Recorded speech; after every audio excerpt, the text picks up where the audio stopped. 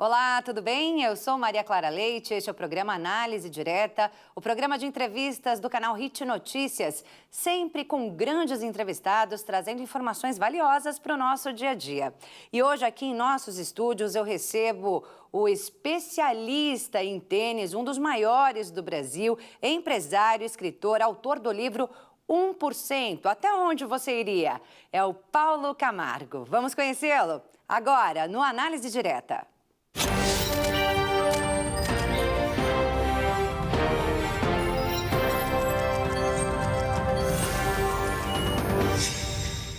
Análise Direta no ar, transmitido para todo o Brasil pelo canal Hit Notícias e para mais 191 países pelo canal 1 Europa. Hoje, aqui ao meu lado, o maior especialista em tênis do Brasil, empresário, escritor, Paulo Camargo. Muito obrigada pela sua presença, um prazer te conhecer, Paulo. O prazer é meu, uma honra estar aqui, muito bom estar aqui no programa de vocês, que tem um grande nome, uma grande audiência, muito legal estar aqui. Paulo, hoje a gente fala sobre o seu livro, 1%. Até onde você iria? Eu cheguei a mostrar aqui, né, nos bastidores para uma pessoa, ela falou, mas por que 1%? Então você me explicou, né, antes da gente entrar aqui no ar, se você tivesse 1% de chance de fazer alguma coisa, até onde você iria? Ou será que iria? É difícil, né, Paulo? É sobre isso que a gente conversa hoje.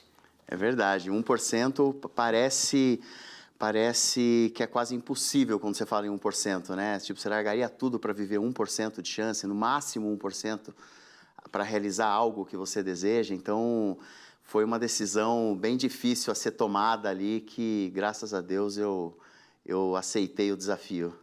Você que é um dos maiores especialistas em tênis do Brasil, traz muito da história desse esporte aqui no seu livro. Mas é um livro que conta especialmente a história da sua vida, né? Todos os desafios enfrentados para chegar até aqui. Eu queria que a gente começasse lá do comecinho. De onde que nasceu esse sonho? Aos 5 anos de idade. Tudo começou aos 5 anos. Quando eu era criança, como todas as outras crianças ali, tinha uma vida normal, muito ativo, menino, corre bastante, gosta de brincar. E aí eu acabei, numa dessas, minha avó veio morar comigo logo no início ali dos 5 anos, minha avó veio morar com a gente, eu comecei a ficar muito com ela, era muito apegado a ela, e a gente ficava no quintal, vendo as estrelas, conversando, e aí numa dessas vezes ela estava lá fritando os famosos bolinhos de chuva, aqueles bolinhos de chuva com açúcar e canela, aqueles bem gostosos. Delícia. Uma delícia, que ela fazia para mim direto. E aí eu estava olhando para o céu, olhando, e de repente eu tive uma visão que não fazia nenhum sentido para mim até hoje. Eu não entendo como que isso foi possível acontecer. Eu acredito muito que seja Deus na vida da gente colocando um propósito para que eu seguisse, e eu acabei seguindo. Nessa visão eu me vi entrando num campo, numa espécie de campo, tudo meio apagado, meio turvo, não tinha som nenhum. Eu ia caminhando como adulto, eu me vi como adulto caminhando até o centro. Isso aos 5 anos de idade? Aos 5 anos. Eu não entendia, não fazia a mínima ideia, mas eu vivi tudo isso acordado, em pé, olhando para o céu. Então eu tive uma visão mesmo, e eu cheguei no meio desse campo, a imagem foi ficando clara, e o som foi aparecendo, e de repente eu estou no meio de um campo, num estádio, com 10 mil pessoas me aplaudindo, gritando meu nome de pé, e eu tenho um detalhe que foi muito curioso, que eu estava sozinho, não havia nenhuma pessoa do meu lado. Então, isso descartava talvez a hipótese do futebol, e isso me deixou um pouco perdido, porque eu acreditava que por ser campo, por ter um tom de verde, deveria ser um campo de futebol. Então eu achava que era no futebol, mas eu não era bom em nada. Só que nesse momento, aos 5 anos, eu decidi que eu ia viver esse sonho. E comecei a investir, a pedir para meus pais me colocarem em futebol, vôlei, em todos os esportes. Foi buscar, né? O que significava exatamente aquela visão que você havia tido. Eu sentia que era no esporte, eu sabia que era no esporte. Então eu tinha que me tornar um atleta profissional. O meu plano aos 5 anos vire um atleta profissional primeiro, de qualquer esporte, para você poder viver esse momento quando você tiver algum tipo de fama, alguma coisa acontecer, você vai ter 5.000 pessoas, 10.000 pessoas gritando teu nome. Esse era o meu plano de criança. Ali no começo você já tinha aquele incentivo da sua avó, né? Que havia Muito. ido morar com vocês Nossa. no interior de São Paulo. Interior de Itapetininga. Naquela idade, 5 anos de idade. E seus pais, quando você chegou com 5 anos de idade, contando que havia tido essa visão, que tinha esse plano de vida a partir de 5 anos de idade, como é que seus pais reagiram? Eles me colocaram no futebol, que eu pedi, me colocaram no esporte, me levaram para o clube, fizeram aquele início, mas eles entendiam que era uma coisa de criança, que não era sério. Na minha cabeça era muito sério.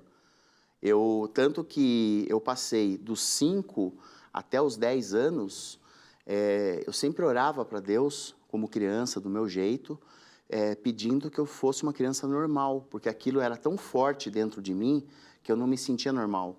Eu via que todas as crianças queriam brincar, todas as crianças queriam se divertir, queriam presente, queriam coisas, e eu era muito focado no que eu queria, que era me tornar um atleta profissional. E aquilo, para mim, não fazia sentido como criança.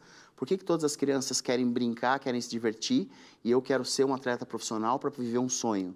Era muito estranho isso para mim. Eu não me considerava normal como criança. Ter essa responsabilidade de bater metas com 5 anos de idade? Eu tenho que achar um esporte que vai me tornar profissional. Era uma informação muito pesada para uma criança digerir. Isso era muito difícil de lidar com essa informação. E no meio de tudo isso, você passou por todos os esportes? Todos os esportes. Eu fui para futebol de campo, futebol de salão. Aí eu não me destacava, eu tinha que me destacar. Então eu falava assim, ninguém quer jogar no gol. Eu era baixinho, não era bom em nada, mas eu era esforçado. Então eu falava assim, ninguém quer jogar no gol.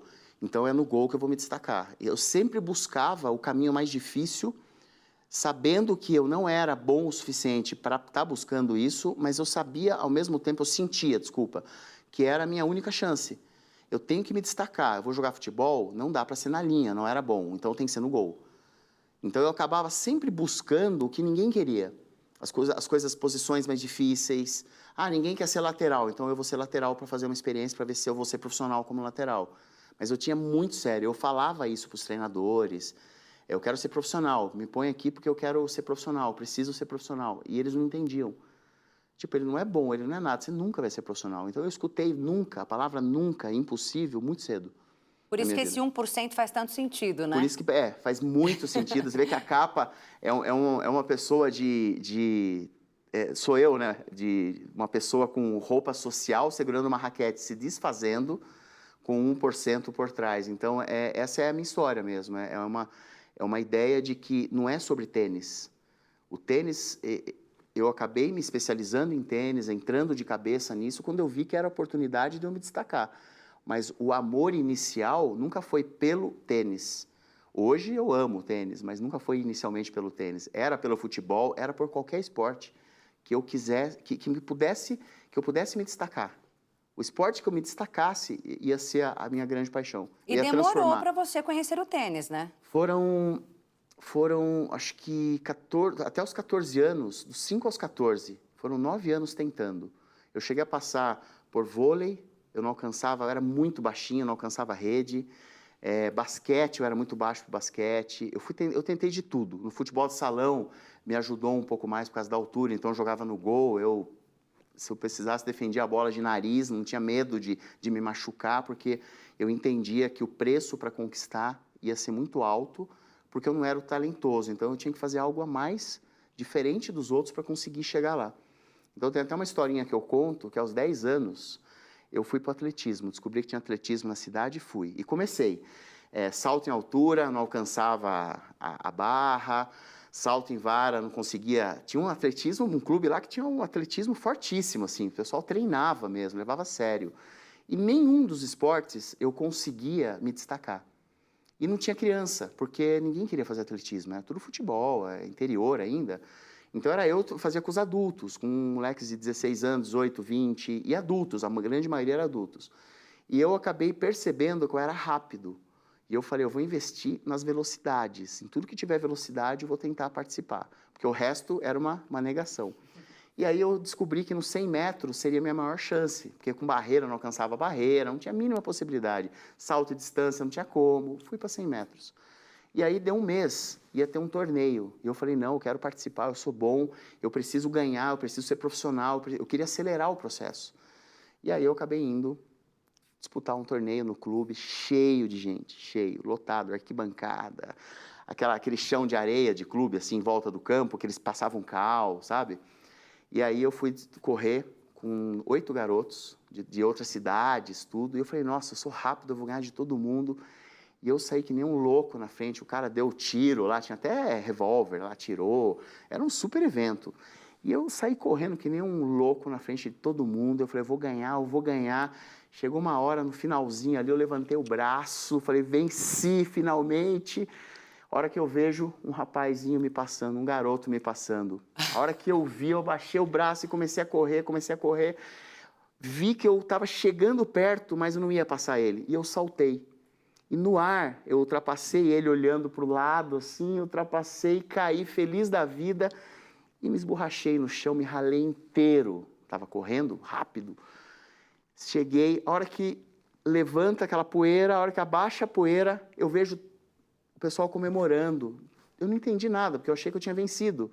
Eu caí antes da linha eu caí com a mão antes da linha de chegada. Meu Deus. Eu saltei antes, eu calculei errado. A hora que eu olhei, todo ralado, cheio de dor, a hora que eu olho para o lado, o treinador assim, ó. E já eram anos esperando por essa vitória. Me expulsou do atletismo. Falou que eu não levava jeito, que não tinha como, que eu não era bom, que eu não tinha altura. Só decepções, né? E aí eram muitas decepções, mas eu entendia que aquilo era algo tão grande, era uma coisa que vinha de dentro, assim, era algo que eu sentia que foi colocado para eu viver. Então, eu não tinha a opção de não viver, era muita frustração não viver aquilo. Então, eu insistia mesmo sabendo que era muito difícil. E aí eu fui conhecer o tênis aos 14 anos. Como é que foi isso? Como é que foi esse encontro? Eu fui num jogo de futebol, jogando no gol, voltei para o futebol depois das decepções, eu saía e voltava, porque eu via que o futebol talvez fosse minha única chance. E, quem sabe, treinando mais que os outros, eu ia conseguir me destacar em algum momento. E aí acabei voltando ao futebol, e aí de 13 para 14 anos, um pouco antes do meu aniversário, eu tive um torneio que eu fui jogar. E no meio desse torneio eu tomei um frango. Foi uma bola assim boba, desviou, mas foi um frango. E era eu estava no limite, 14 anos já, para quem queria ser profissional, já estava para fazer teste em times, eu não tinha condição disso, eu não tinha nível para isso. E aí, nesse jogo, me tiraram do jogo porque eu tomei o frango, fui criticado demais por todo mundo, fui xingado pela garotada. Interior é diferente, o pessoal não dava chance mesmo, você pisava na bola ali, você era pisado pela turma, né? Então, eu acabei ficando muito triste e eu fui substituído por um garoto da linha, que não era nem goleiro. E aquilo, para mim, foi uma humilhação. Estava cravado que eu realmente não levava jeito para ser um profissional. E eu saí muito triste, chorando, não pela decepção. Peguei minha chuteira, joguei em cima da árvore que tinha lá, do lado do campo, saí e falei, eu nunca mais jogo isso aqui. E saí triste. Aí eu estava tendo uma final de um torneio de tênis. 2 garotos jogando muito bem, devia ser um nível muito alto. E um deles faz um ponto muito bonito, e eu encostado na tela, chorando, ele faz um ponto, vira para mim, olha no meu olho e grita um vamos. A hora que ele gritou um vamos, aquilo, eu me arrepiei na hora, e eu tomei um susto. E eu parei de chorar. Eu falei, opa, esse esporte só depende de você, você não é expulso, se você tiver uma performance ruim, e ainda quando você faz um ponto em cima do seu adversário, você grita vamos na cara dele para desestabilizar ele. Eu falei, é aqui que eu vou ser profissional, está decidido, eu vou ser profissional de tênis. É isso, Paulo. Aos 14 anos. Começou aí sua história com tênis, a gente segue contando todos os detalhes dessa história até você chegar a ser um dos maiores especialistas, né, nesse esporte aqui no Brasil e escrever esse livro, 1% até onde você iria. Quer saber mais? Então fica com a gente vai a um breve intervalo, mas volta em poucos minutos. Até já!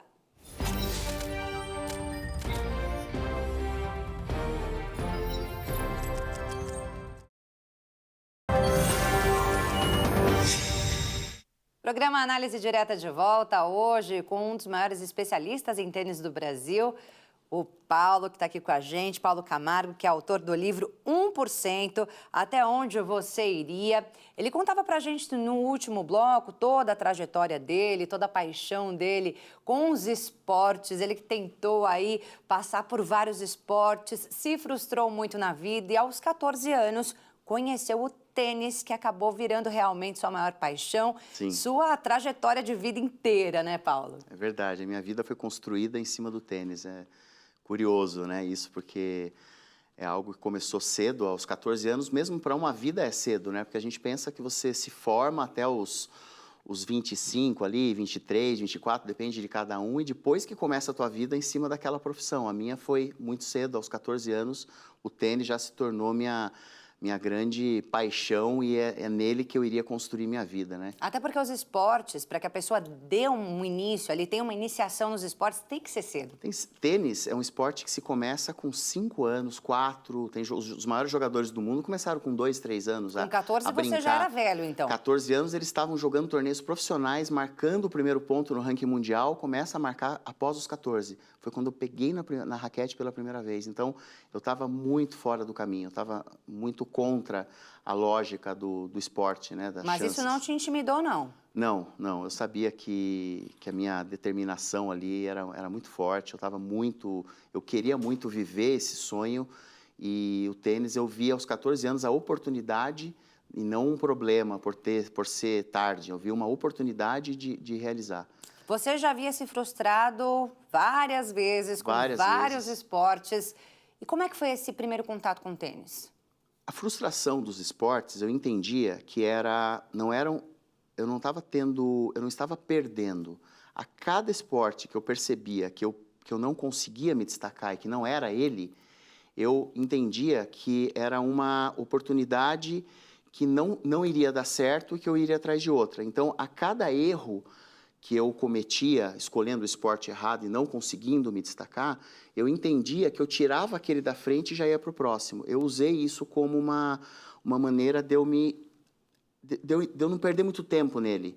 Então, ó, não é tênis, não é futebol, não é basquete. Eu fui tirando, sobrou o tênis, então agora é tênis. Isso fazia com que eu entrasse de cabeça para tentar fazer dar certo. Eu não ficava assim, se não der esse, eu vou nesse. Eu nunca tinha um plano B. Eu sempre entrava, aquilo virava meu plano principal. Então, isso foi uma coisa muito importante que aconteceu no meio do caminho. Eu colocava a minha tentativa como plano principal. Não tinha ideia, nenhuma hipótese de dar errado. Se errado, eu entendia que não era para ser. Então, dessa forma, eu fui até chegar no tênis. Mas não conseguiu se tornar um atleta de ponta, né? Exato. E aí, no tênis, aos 14 anos, eu comecei a treinar. Nos primeiros 6 meses de tênis, eu queria participar da equipe principal competitiva, que jogava desde os 5 anos. Então, eu virei motivo de piada no clube, porque falavam que eu era maluco, como que eu ia ser. Eu cheguei para o treinador no primeiro dia. No primeiro dia de aula de tênis, eu peguei na raquete, eu não acertava a bola. Eu falei assim, eu vou ser profissional disso aqui. O cara olhava e falava, você nunca vai ser, você está louco, é impossível. Para, isso aí dava risada, dava gargalhada. Falava, gente, ele quer ser profissional com 14 anos. Não, ele falava, vou te explicar, não tem como. E me explicava e tentava me convencer. Eu falava, esquece, eu estava determinado que eu ia ser profissional de tênis. Eu falei, eu vou ser, porque depende de mim, eu vou treinar mais que todo mundo e eu vou conseguir. Eu treinei dos 14 aos 18, fui um amador mediano, um juvenil zero, assim, não disputava torneio brasileiro, não fazia nada que qualquer juvenil assim, que tenta ser profissional faz hoje. E eu não fazia nada porque não tinha nível. Mas eu queria ser profissional e eu lembro uma vez um treinador falou assim para mim, você nunca vai ser profissional. Eu falei, vou, não vai. Eu falei, você nunca vai me convencer de que eu não vou. Ele falou, se você for profissional, você só vai ser após os 30 anos e se acontecer um monte de milagre no meio do caminho. Eu falei, ótimo, já temos uma data. Eu vou ser profissional, então, após os 30 anos. Combinado. Para mim tá ótimo. Mas isso treinando dos 14 aos 30? Isso treinando dos 14 aos 30. Só que eu não contei que quando eu saí de férias aos 18, eu sofri um acidente de moto gravíssimo indo para o interior. Tinha que passar 15 dias. Aí no último dia, na hora de ir embora, eu senti que estava tudo estranho, estava tudo esquisito. Eu lembro até hoje, eu estava voado, estava tudo meio diferente. Sabe quando tá tudo diferente? Eu achava que isso era porque eu estava indo embora de férias. E eu gostava muito de Itapetininga, estava com os amigos, e eu ia ter que ir para Americana para voltar aos treinamentos. Eram 10 horas de treinamento por dia. E eu gostava, porque eu queria aquilo, era uma sensação que me trazia treinar tanto. Eu treinava 10 horas por dia, eu tinha uma ideia de que eu ia conseguir. Isso me ajudava, mesmo que eu não tivesse nível. Eu sabia que eu estava no caminho certo. E que em algum momento, aos 30 anos, eu ia conseguir, se eu continuasse treinando 10 horas, por mais 15 anos da minha vida. Então eu entendia isso. Aí aos 18 anos, na volta, eu saí do clube, saí de moto, não precisava de capacete, só para viajar, e eu estava de moto. Eu saí sem capacete, acelerando, que nem um louco, não sei por que eu fiz aquilo, e aí um carro me ultrapassou, tentei ultrapassar, comecei a tirar racha com o carro, de maneira inconsciente, sem perceber. Esse carro vai pelo acostamento, que não tinha aquelas lombadas bem altas que tinha no interior, numa avenida, eu estava aos 130 por hora, mais ou menos, 120, 130, ele me ultrapassa e sai, e eu salto a lombada. A hora que eu salto a lombada, ele pisa no freio. E eu bati quase no capô do carro. Estava alto demais, o carro abaixou e eu bati. Eu voei por cima de 2 postes de luz. Voei. Passei por cima de 2 postes de luz. Eu lembro até hoje que eu vi a cidade, eu vi o pôr do sol, uma cena linda. Eu vi o carro por cima, assim, em câmera lenta, muito devagar. Eu vi o carro pequenininho embaixo. Eu fiquei numa altura muito grande e eu caí fincado no chão, bati a fonte, eu caí com a cabeça. A cabeça minha ficou uma coisa inchadíssima, arrebentei todos os meus músculos das costas, acabei parando de jogar tênis por causa disso, isso foi um dos motivos, perdi patrocinador que eu tinha conseguido, e eu acabei tendo que parar. Até porque eu vi que foi 1 ano de recuperação, né, Paulo? Foi um ano tentando me recuperar, não consegui erguer o braço, perdi todos os músculos da costa, moeu, esmagou. Você que claramente também tem uma memória incrível, né, pelos detalhes que você traz pra gente hoje, na época ficou sem memória. Eu fiquei com problema de memória, fiquei daltônico, acabei parando de jogar, fui trabalhar, depois meu pai fez eu voltar a estudar, você vai ter que voltar a estudar, fazer faculdade, fazer isso que eu acabei fazendo química, sendo daltônico, não sabia que eu era daltônico por causa do acidente, eu descobri no último ano de química que eu era daltônico, por isso que eu não entendia nada, fui fazer estágio numa metalúrgica, fui mandado embora quando descobriram que eu era daltônico. Eles descobriram, eu não descobri, porque eu errava tudo, as cores que tinha aqui.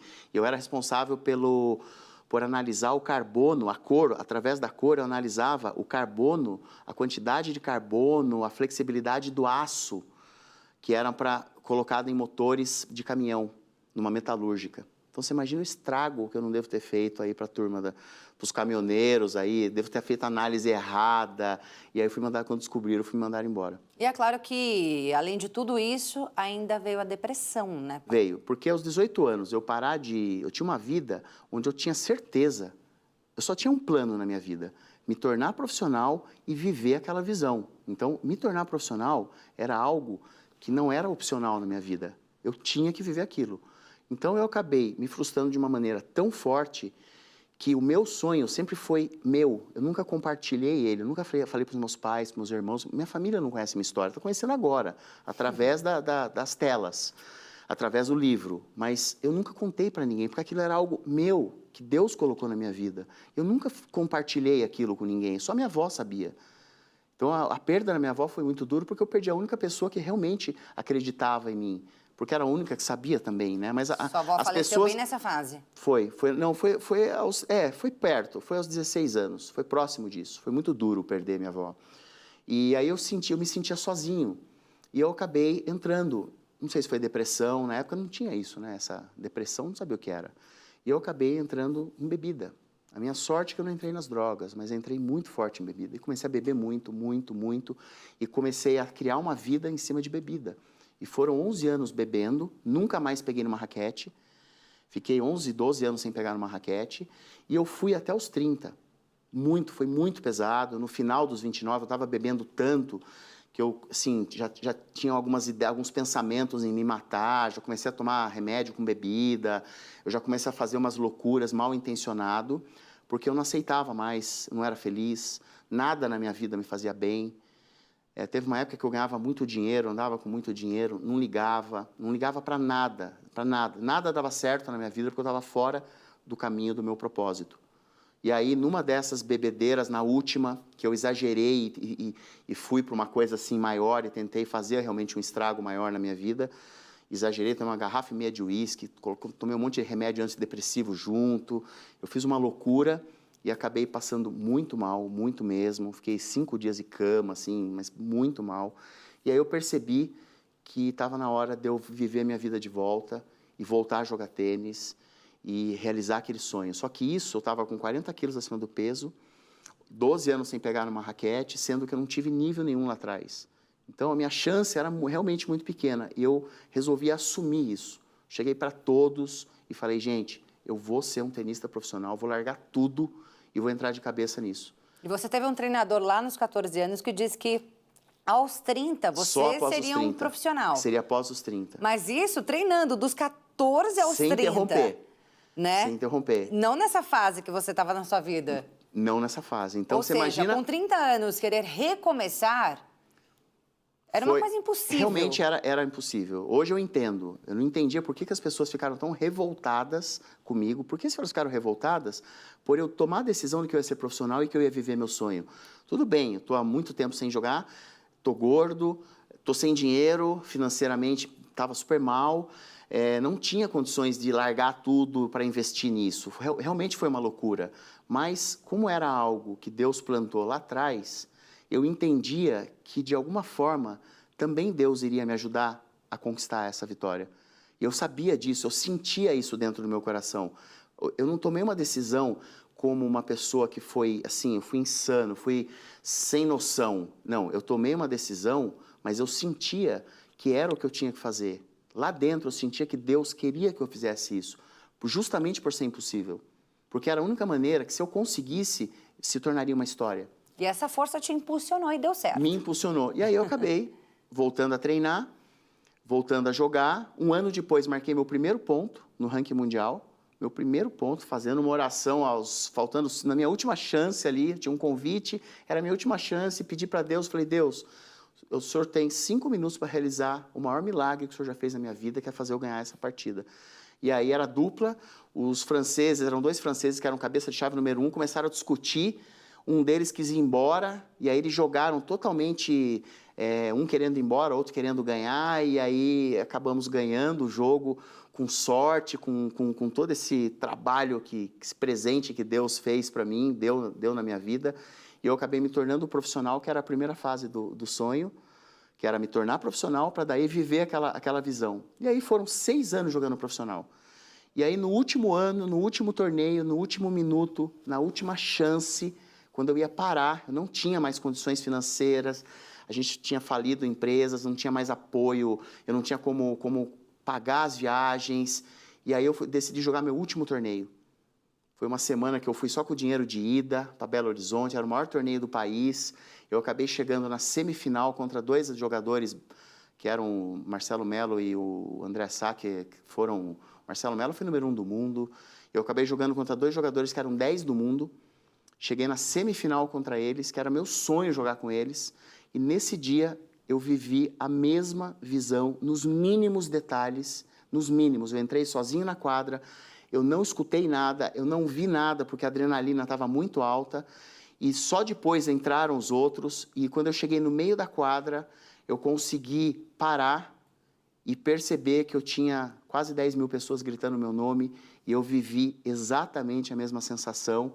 E eu caí de joelho na quadra, e eu comecei a chorar, e eu lembrei de tudo o que eu vivi para chegar até ali. Então, isso foi algo, assim, surreal, e eu não acreditava que como era possível aquele sonho de criança dos 5 anos virar realidade nos mínimos detalhes aos 35 anos.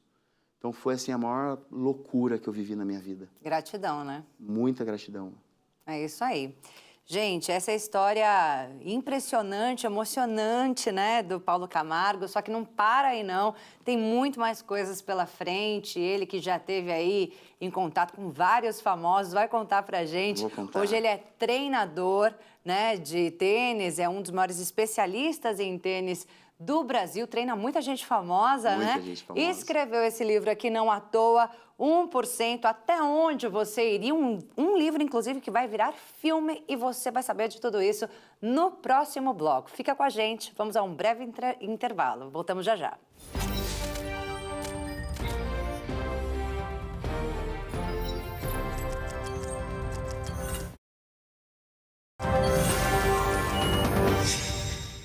Programa Análise Direta de volta hoje com Paulo Camargo aqui do meu lado. Ele que é um dos maiores especialistas em tênis no Brasil. Ele contou toda a trajetória dele aqui pra gente, né? Todos os desafios enfrentados para chegar até aqui, para conquistar tudo que conquistou no tênis, se tornou um atleta profissional e depois de 5 anos de carreira, uma breve, porém brilhante carreira, tornou-se treinador. Não à toa, chegou a treinar o número 1 do tênis do mundo. Quem era? Roger Federer.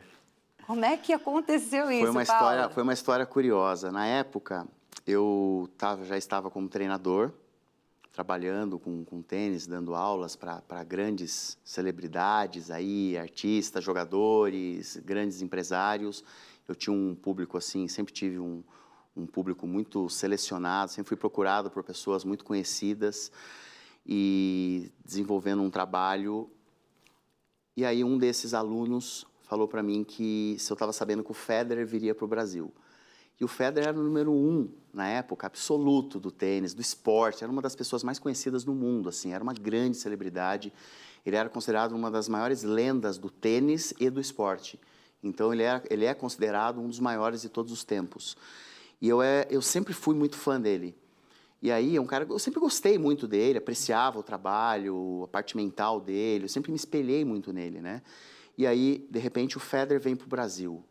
E vai ser só essa vez, dificilmente ele volta, você tem que ver ele jogar, vai ser no Ibirapuera. E eu falei, pronto, preciso ver o Federer, vou comprar esse ingresso agora. Estava 2 semanas do evento. Fui comprar o ingresso, quase R$3.000, era 2015, quase R$3.000. Aí eu falei, não dá. Hoje seria assim, 5, 6 mil. R$6.000. Eu pagava apartamento, pagava carro, tinha despesa alta, morava em Alphaville. Falei, não tenho como fazer isso agora, não é o momento. E tentei, falei, vou tentar emprestar, vou ver se eu arrumo um banco. Aí eu percebi que ia ser uma grande loucura e falei, não vou treinar. E aí comecei a ficar chateado, pô, não vou ver o Federer, não acredito que eu não vou ver o Federer, ele vem para o Brasil, só quero ver ele, só, mais nada. Vai ser a única vez, eu preciso pensar em alguma coisa. Comecei a pensar, já sei. Eu vou dar um jeito de treinar esse cara, porque se eu treinar ele, eu vou, com certeza, realizar esse sonho meu aí de estar do lado dele, né? Mas já pensou eu treinando ele, eu estando perto dele? Seria melhor ainda do que assistir ele jogando. E criei um plano e comecei com muita insistência, descobri uma pessoa que trabalhava lá, o Carlão, influente. E comecei a mandar mensagem, ligar para o Carlão, mensagem o dia inteiro, até uma hora que ele não aguentava mais. E ele até chegou a comentar com um amigo meu, o Tadeu, falou, Tadeu, não aguento mais o Paulo me ligando, querendo treinar o Federer, esse cara tá louco, como que ele vai treinar o Federer? Não dá, meu, ele não tem noção, não tem jeito.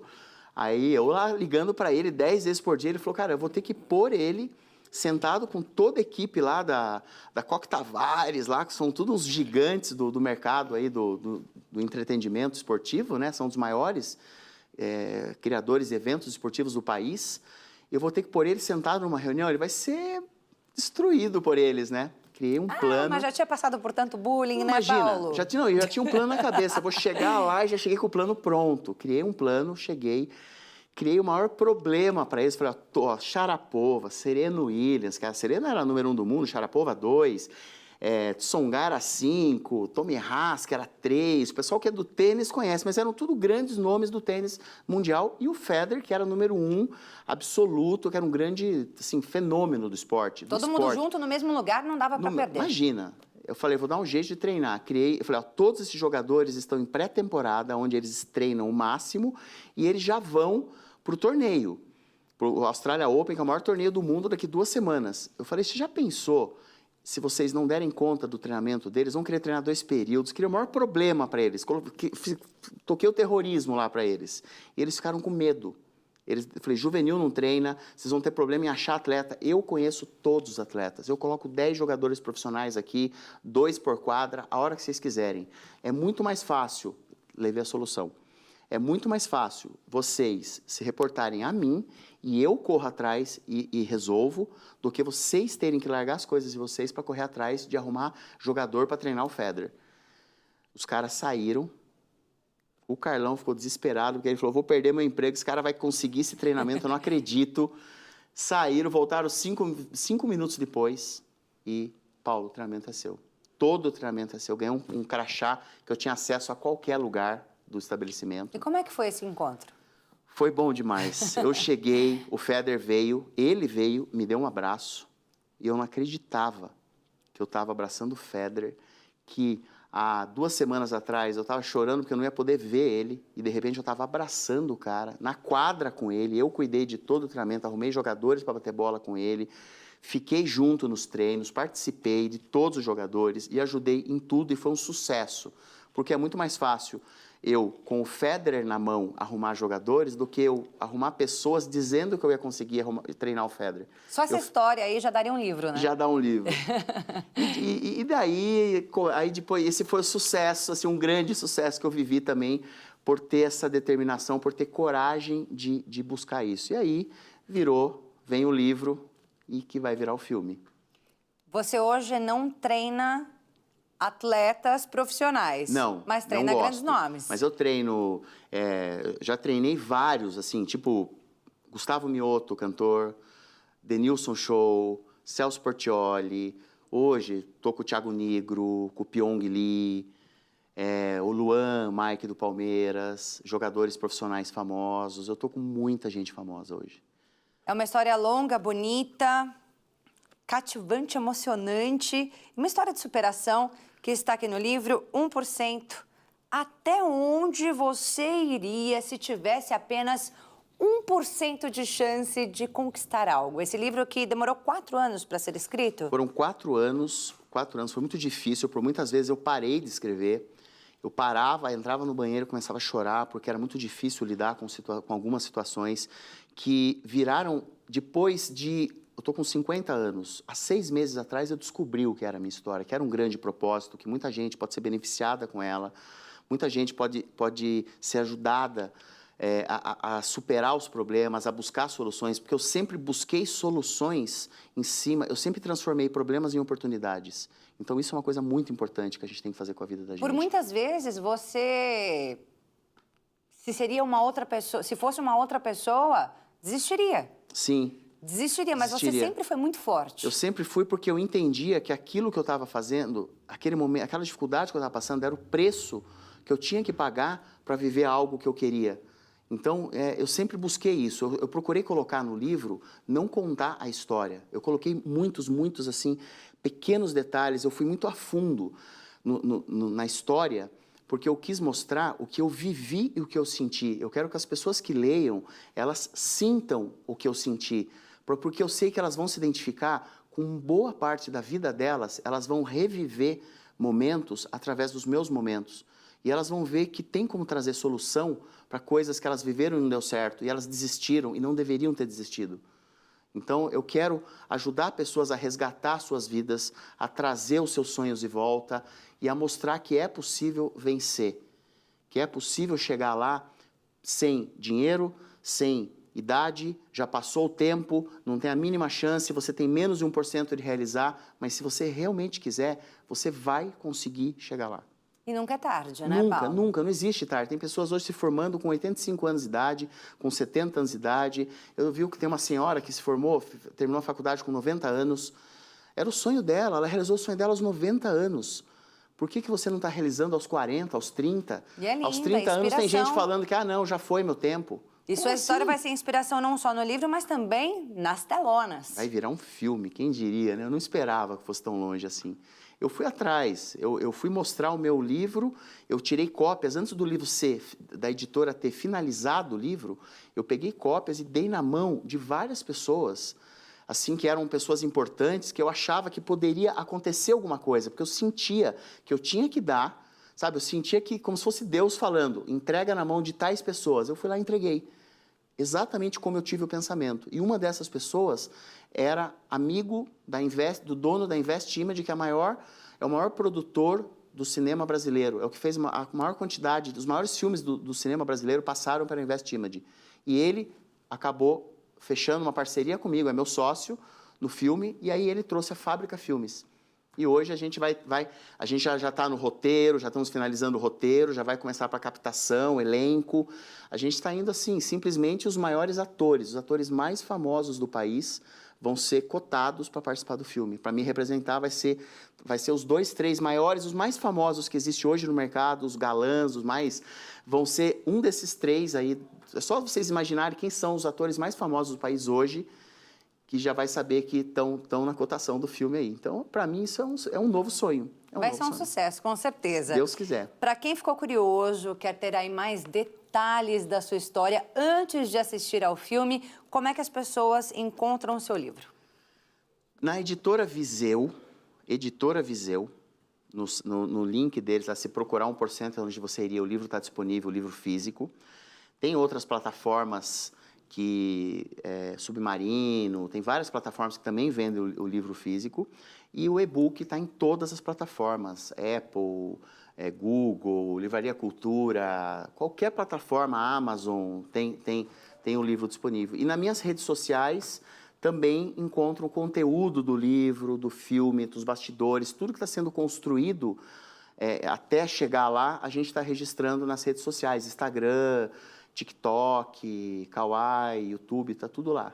Então pode aproveitar para passar. Paulo Camargo Oficial, é o nome de todas as redes. Paulo Camargo Oficial é o nome aí para entrar, para acessar o Instagram, o TikTok e tudo mais. E ali as pessoas já conseguem acompanhar também seu dia a dia. E ali acompanha meu dia a dia, acompanha como tudo isso que eu vivi, as palestras que eu estou fazendo, eu tenho registrado também, tenho feito palestra para empresas motivacionais, fiz palestra para 2.000 pessoas, tenho feito para franquias. Ali as pessoas conseguem te encontrar para Conseguem me encontrar também, tem meus contatos, todos os contatos, tem assessor de imprensa, o meu empresário, tá tudo lá, telefone, se precisar falar comigo, tô disponível, tô super disponível. Tá certo, Paulo, eu te agradeço muito pela tua presença, obrigada por dividir sua história com a gente, com o nosso público. Muito gostoso conversar com você, bate-papo voa, né? Muito rápido. E realmente é uma história de superação. Eu gostaria que você deixasse suas considerações finais, respondendo também uma pergunta. Esporte salva, né? Salva. Esporte é um caminho, todo mundo deveria praticar, participar de alguma forma.